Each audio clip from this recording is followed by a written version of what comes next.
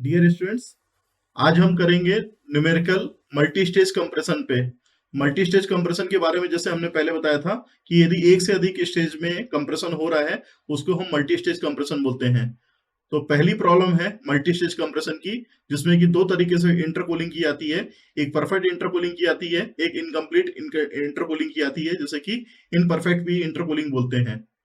तो जो प्रॉब्लम है यहाँ पे दिया हुआ है, टू स्टेज सिंगल एक्टिंग, मतलब दो स्टेज हैं, एलपी सिलेंडर और एचपी सिलेंडर, एक ही जगह से एयर आ रही है। रेसिप्रोकेटिंग एयर कंप्रेसर है जिसमें कि बहुत सारे डेटा दिए हुए हैं। पहला डेटा है इनलेट एयर प्रेशर, जो कि 1 बार है। Inlet air temperature 27 degree centigrade है। डिलीवरी एयर प्रेशर 63 बार है। Air cooled in the intercooler at constant pressure 9 बार है। जब इंटरकूलर में एयर अंदर आ रही है उसका प्रेशर दिया हुआ है। Air cooled in the intercooler to a temperature 36 degree temperature दिया है। उसके बाद एलपी सिलेंडर का डायमीटर 180 mm दिया हुआ है। Length of stroke for the both cylinder 250 दी हुई है, ये भी mm में रहती है। स्पीड ऑफ कंप्रेसर जो है 270 rpm दिया है। इंडेक्स ऑफ कंप्रेशन और एक्सपांसन जो है 1.25 दिया है। और आर की वैल्यू जो कैरेक्टरिस्टिक गैस कांस्टेंट होता है, ये आपका 287 जूल पर केजी पर डिग्री केल्विन दिया हुआ है। तो इन डेटा के बेस पे हमें जो फाइंड आउट करना है मल्टी स्टेज की प्रॉब्लम में, वो पहला पॉइंट है work done by the compressor और पर स्ट्रोक, कितना कंप्रेसर के द्वारा वर्क डन किया गया और पर स्ट्रोक कितना वर्क डन हुआ, ये हमें पहला निकालना है। दूसरा है power required by the compressor, compressor को कितनी पावर की रिक्वायर्ड पड़ी उसको चलाने के लिए। तो ये हमें दो पैरामीटर निकालने हैं। तो जब भी हम कोई भी प्रॉब्लम सॉल्व करते हैं तो सबसे पहले डेटा गिवन लिखते हैं। तो यहाँ पे भी वही काम करेंगे, डेटा गिवन लिखने का। तो न्यूमेरिकल हम कर रहे थे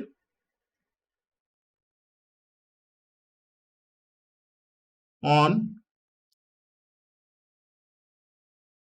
मल्टी स्टेज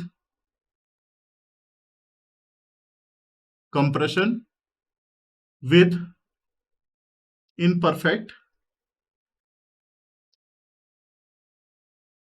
इंटरकूलिंग, इसकी प्रॉब्लम कर रहे हैं।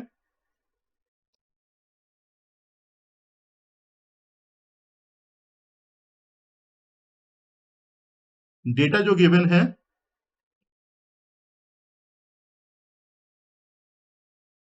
P1 प्रेशर है 1 बार, इसको हम कन्वर्ट करेंगे 10⁵ न्यूटन पर मीटर स्क्वायर में।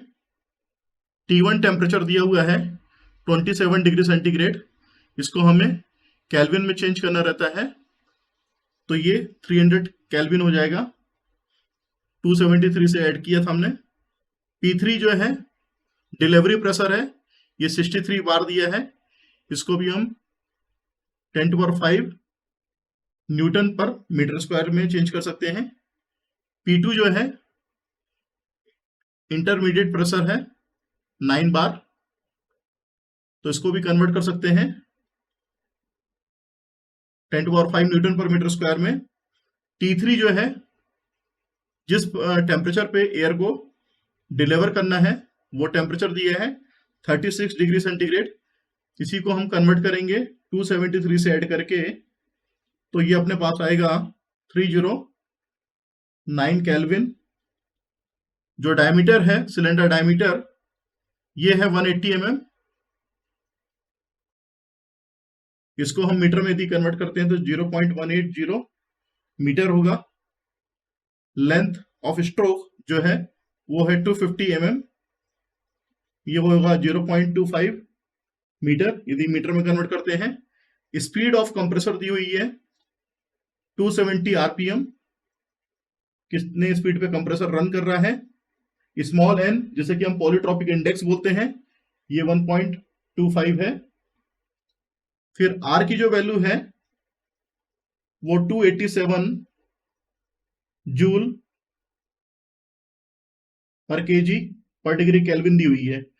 ये डेटा दी हुई है इस प्रॉब्लम पे। तो ये मल्टी स्टेज की प्रॉब्लम है जिसमें कि इनकम्प्लीट इंटरकूलिंग हो रही है। अपने को जो निकालने हैं पैरामीटर, वो था वर्क डन, कितना वर्क डन रिक्वायरमेंट रहेगा और कितनी पावर रिक्वायरमेंट रहेगी।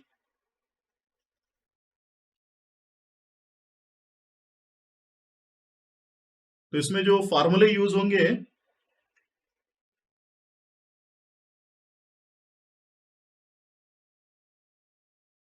पहला वर्क डन के लिए यदि हम फार्मूले की बात करेंगे,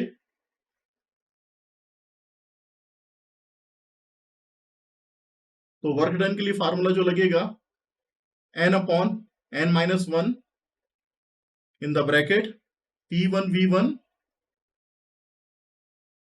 इन द ब्रैकेट P2/P1 जो कि प्रेशर रेशियो है n-1/n -1, ये एलपी सिलेंडर के लिए हो गया, प्लस P2V2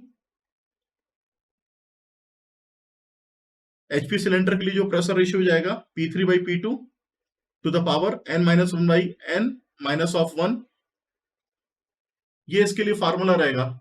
तो हमारे पास पॉलीट्रोपिक इंडेक्स की वैल्यू गिवन है, स्मॉल n, P1 की वैल्यू गिवन है, यहाँ पे आपको सारी वैल्यू दिख जाएंगी डेटा गिवन में। P1 गिवन है, स्मॉल n की वैल्यू गिवन है जिसे कि हम पॉलीट्रोपिक इंडेक्स बोलते हैं। V1 अपने पास गिवन नहीं है, V1 को निकालना पड़ेगा। P2 की वैल्यू जो है ये अपने पास गिवन है 9 बार। फिर P1 की वैल्यू गिवन है अपने पास, यहाँ पे दी हुई है। स्मॉल n पॉलीट्रोपिक इंडेक्स की वैल्यू दी हुई है, P2 की वैल्यू दी हुई है। V2 की वैल्यू अभी अपने को पता नहीं है, ये निकालना पड़ेगा। P3 की वैल्यू दी हुई है 63 बार जो कि डिलीवरी प्रेशर है। P2 की वैल्यू दी हुई है, स्मॉल n की वैल्यू दी हुई है। तो जो वैल्यू अपने को नहीं दी है उसको हमें यहाँ पे निकालना पड़ेगा। तो सबसे पहले V1 की वैल्यू हम निकालेंगे जो कि वॉल्यूम है inlet of LP cylinder compressor के लिए। तो π/4 इसके लिए फार्मूला लगेगा T² × L। तो ये फार्मूला रहेगा V1 के लिए जो कि इनिशियल वॉल्यूम है। तो यहाँ पे वैल्यू पुट कर देंगे π/4। D की जो वैल्यू है वो 180 mm है, यानी कि 0.18 मीटर है। तो मीटर में इसको यहाँ पे पुटअप कर लेंगे। L की जो वैल्यू है 0.25 है, इसको यहाँ पे पुटअप कर लेंगे। तो जो V1 निकल के आएगा वो आएगा 0.0063 मीटर क्यूब, ये इसका वॉल्यूम निकल के आएगा। तो आपका V1 यहाँ पे आ गया इस फार्मूले के हिसाब से।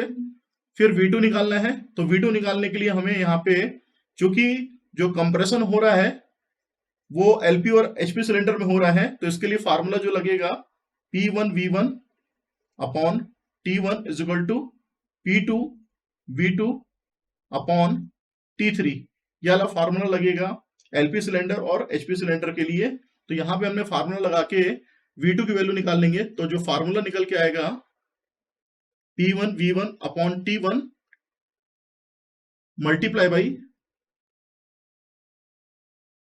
T3 अपॉन P2, ये फार्मूला निकल के आएगा। तो अपने पास P1 की वैल्यू पता है, V1 की वैल्यू पता है, T1 की वैल्यू पता है, T3 की वैल्यू पता है, P2 की वैल्यू पता है, ये सब डेटा गिवन में दिया हुआ है। तो यहां से हम V2 की वैल्यू निकाल लेंगे।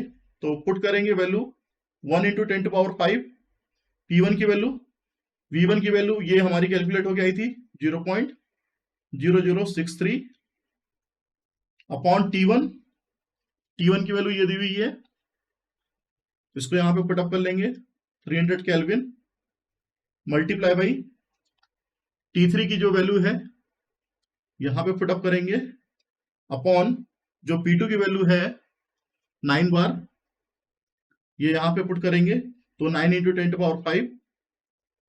तो जो V2 निकल के आएगा वो हो जाएगा अपने पास 0.0072 मीटर क्यूब, ये हमारे पास V2 आ गया। तो V1 ये था जिसकी वैल्यू हमने यहाँ पे नोट डाउन करी, V2 की वैल्यू ये थी जो हमें इसमें जरूरत पड़ेगी। तो ये इक्वेशन नंबर 1 थी वर्क डन की, इसमें यहाँ पे पुटअप करेंगे तो हमारे पास वर्क डन की वैल्यू निकल के आ जाएगी। तो W is equal to n/n-1, तो सारी वैल्यू को हम इक्वेशन नंबर 1 में पुट कर रहे हैं।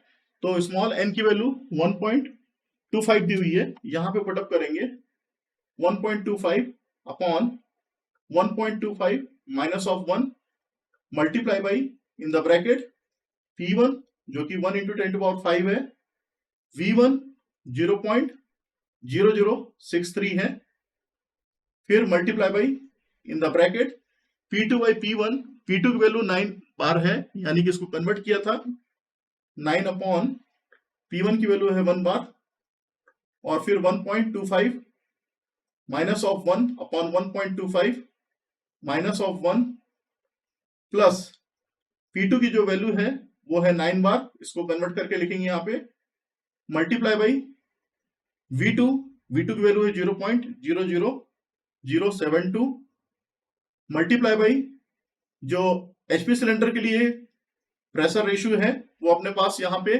P3 बाई P2, तो P3 की वैल्यू दी हुई है 63 बार जो कि डिलीवरी प्रेशर है, अपॉन P2 इसकी वैल्यू है 9 बार, इसकी power n-1, small n-1, 1.25 minus 1 upon 1.25 minus of 1, ये करेंगे तो यहां से जो वर्क डन है उसकी वैल्यू कैलकुलेट होके आएगी, ये आ रही है 3278 न्यूटन मीटर। ये हमारे पास वर्क डन निकल के आएगा multi stage compression in perfect intercooling के लिए। अब अपने को ये पहला आंसर आ गया वर्क डन जो निकालना था। दूसरा आंसर जो कि पावर रिक्वायर्ड है, पावर रिक्वायर्ड के लिए यहां पे हमें फार्मूला लगाना पड़ेगा, P इज इक्वल टू जो कि हमें पता है W इंटू NW अपॉन 60, क्योंकि जो प्रॉब्लम है ये सिंगल एक्टिंग की है, यानी कि एक जगह से एयर आ रही है और दो जगह यहाँ पे कंप्रेशन हो रहा है, एक LP सिलेंडर में दूसरा HP सिलेंडर में। तो यहाँ पे जो वर्क डन है वो सिंगल एक्टिंग डबल स्टेज के लिए कर रहे हैं, तो सिंगल एक्टिंग है तो जो वर्क डन है 3278, और जो स्पीड है अपने पास स्पीड दी हुई है 270 RPM, इसकी वैल्यू उतनी ही पुट करेंगे जितनी दी हुई है, तो 270 RPM जो हमने पुट की तो यहाँ पे हम उतनी ही रखी रहने देंगे वैल्यू। तो जो पावर निकल के आ रही है वो आ रही है 14.751 किलोवाट। तो ये दूसरा आंसर निकल के आ गया।